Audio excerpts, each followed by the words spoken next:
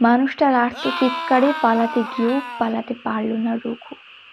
Bathroom থেকে মানুষটাকে তুলে বিছানায় শুইয়ে, তারপর পাশের বন্ধ দরজায় আলতো আঘাত। দরজা খুলে গেল। আলো জ্বলে উঠতেই রঘু দরজার আড়ালে। পাশের ঘরে গুঙানির আওয়াজ থামেনি তখন। দুজন ঘুম ভেঙে যাওয়া মানুষ সেদিকেই এগিয়ে গেল তো। আর দেরি করা যাবে না রঘু। পকেট থেকে মোবাইল আর পার্সটা নাইট ল্যাম্পের পাশে রেখে দিয়ে সোজা রেলিং টপকে চলে আসা বারান্দায়। রাতের দৃশ্য জড়িয়ে অন্ধকার, রাস্তায় হ্যালোজেনের আলো। সেই আলো আধার চিরে রঘু হেঁটে চলেছে। আর হাঁটতে হাঁটতে সে ভাবতে থাকে, চোর কোনোদিন মানুষ হতে পারে না।